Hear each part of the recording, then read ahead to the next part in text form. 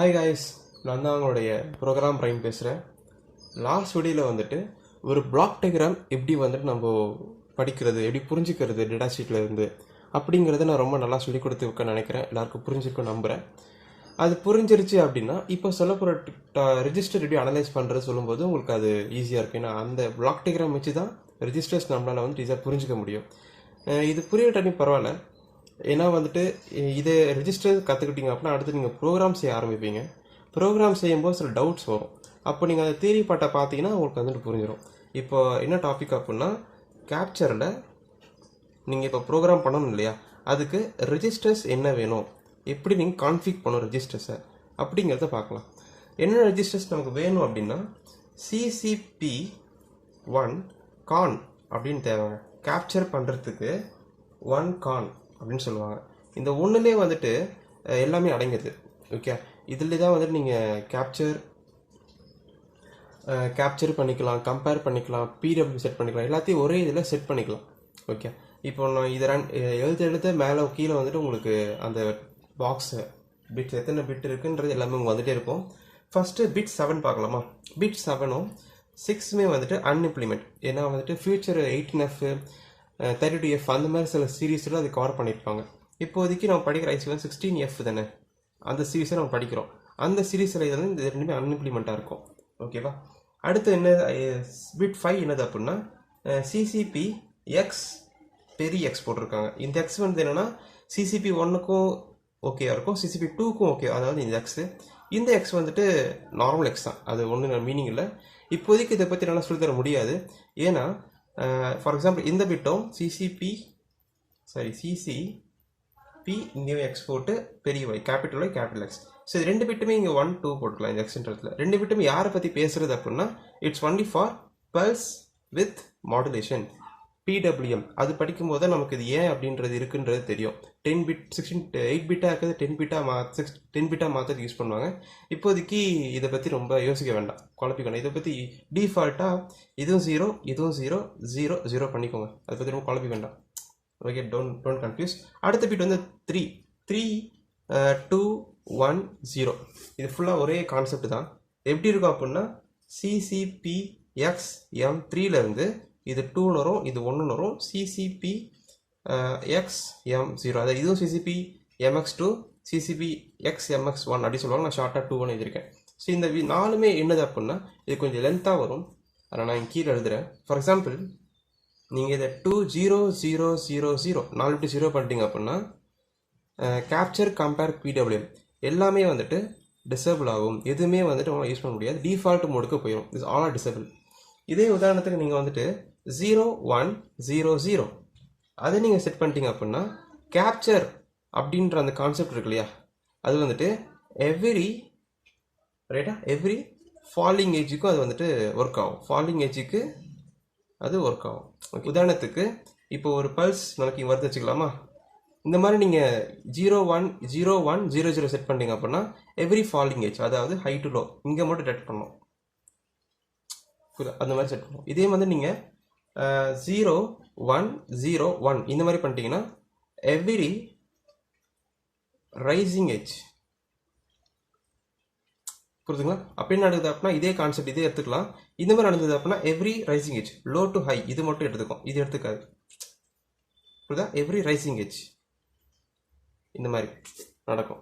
Okay, அடுத்து இன்னும் 2 தான் இருக்குதுல்ல. அடுத்து வந்துட்டு 0 1 1 0 அப்படி கொடுத்தீங்கன்னா, எவ்ரி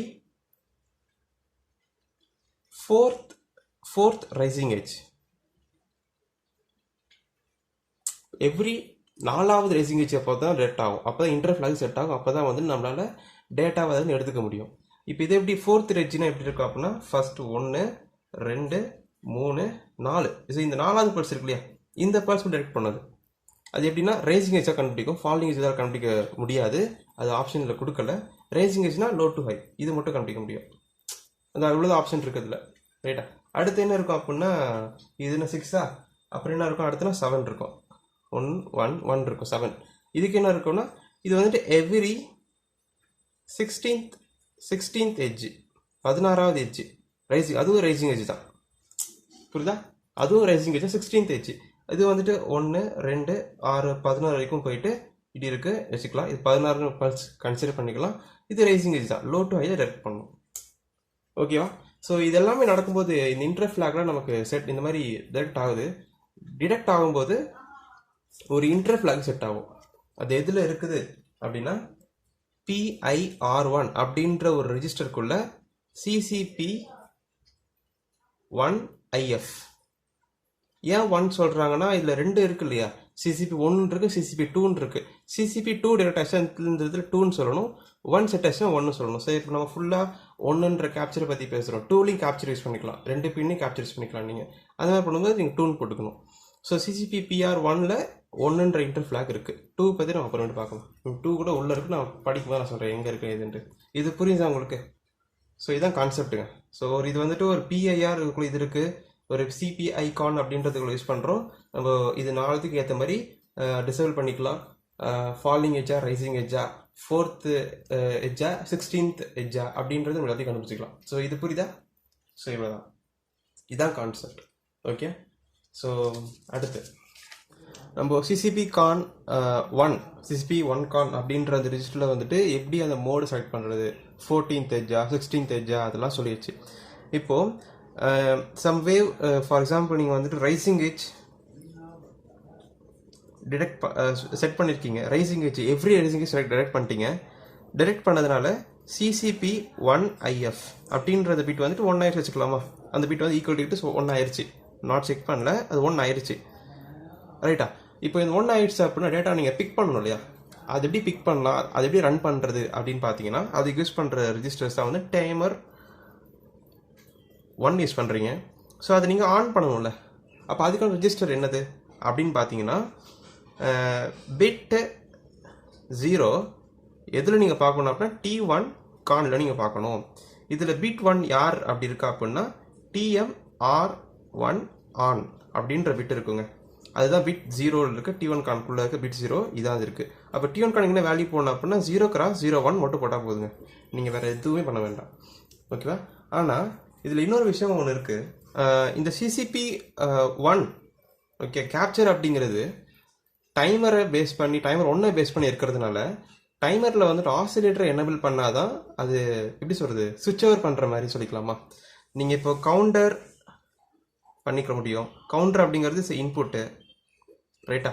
அதுக்கும் நீங்கள் என்ன யூஸ் பண்ணுறீங்க, டைமர் தான் யூஸ் பண்ணுறீங்க. கரெக்டாக? சூப்பர்.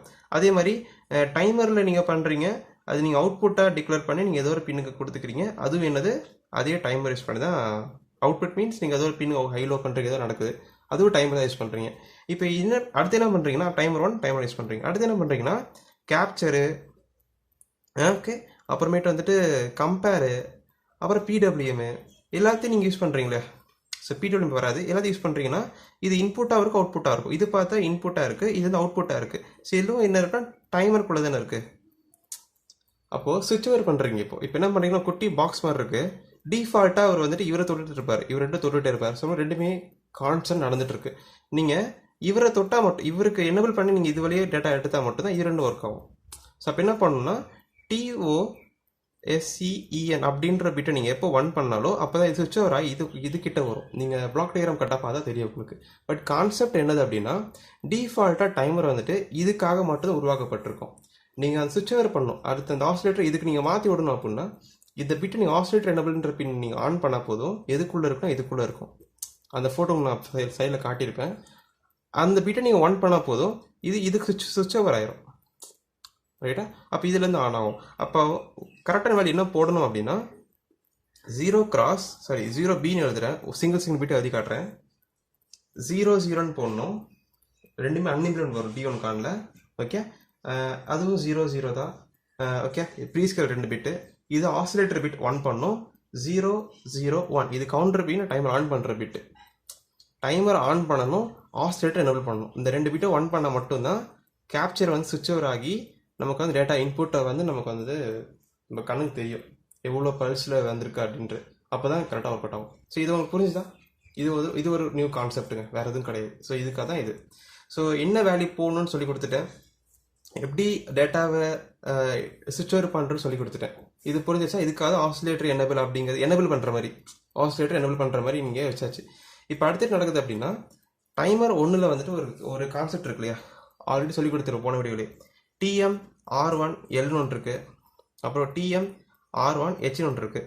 எப்போ வந்துட்டு சிசிபி அதாவது 1 or 2 ஏதோ ஒரு F 1 or IF 1 or I2F, அதாவது சிசிபி 1 யூஸ் பண்ணால் இது ஓகே, இது 1 ஆகும். சிசிபி 2 யூஸ் பண்ணால் இது 1 ஆகும். இப்போ தான் இதை யூஸ் பண்ணுறோம் அப்படின்னா இது 1 ஆயிடுச்சு அப்படின்னா இந்த 1 ஆயிடுச்சுன்னா இந்த 2 ரெஜிஸ்டர்லேருந்து CCP1Lக்கும் CCP1Hக்கும் டேட்டா வரும். இவ்வளோதான் கான்செப்ட். ஓகே, ஸோ ஃபஸ்ட் சொல்லி கொடுத்த அந்த ரெஜிஸ்டரில் ஒரு வேல்யூ நீங்கள் வைக்கணும். அதுக்கான வேல்யூ வந்துட்டு CCP1con அப்படின்ற என்ன வேல்யூ போடணும் அப்படின்னா நான் கீழே எழுதுகிறேன், 0Bன்னு போடணும். 00 PW பிட்டை யூஸ் பண்ணக்கூடாது. அண்ட் அதுவும் இது வந்துட்டு 0100. நான் இப்போ என்ன பண்ணுறேன்னா ஃபாலிங் எஜ் கண்டுபிடிக்க போகிறேன், எவ்ரி ஃபாலிங் எஜ். ஸோ அந்த வேல்யூ இங்கே போட்டிருக்கேன். டைமர் 1க்கான வேல்யூ இங்கே எழுதியிருக்கேன். எல்லாமே செட் ஆகிடுச்சு அப்படின்னா இன்டர்ஃப்ளாக ஒரு ஃபாலிங் எஜ் மட்டும் டிரெக்ட் ஆகும். டிரெக்ட் ஆச்சு அப்படின்னா இந்த ரெஜிஸ்டர்லேருந்து வேல்யூ நம்ம அந்த பர்டிகுலர் டைமோட வேல்யூ எடுத்து ப்ராசஸ் பண்ணால் வேலை முடிஞ்சிருச்சு.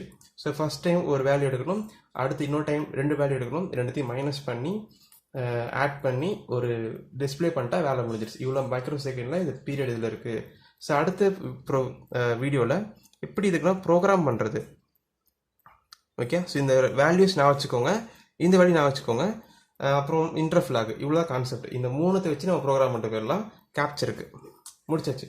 ஸோ உங்களால் வந்துட்டு இப்போது இந்த 3 வீடியோ நீங்கள் கரெக்டாக நிதானமாக ஒரு நோட்டில் எழுதி வச்சுருந்தீங்க அப்படின்னா உங்களால் ஒரு ஸ்கொயர் வேவோடைய frequency, duty cycle and period அது எல்லாத்தையும் உங்களால் ஈஸியாக கண்டுபிடிச்சி நீங்கள் என்னென்ன பண்ணிக்கலாம். அது உங்களோட அப்ளிகேஷனுக்கு எதுவும் நீங்கள் யூஸ் பண்ணிக்கலாம்.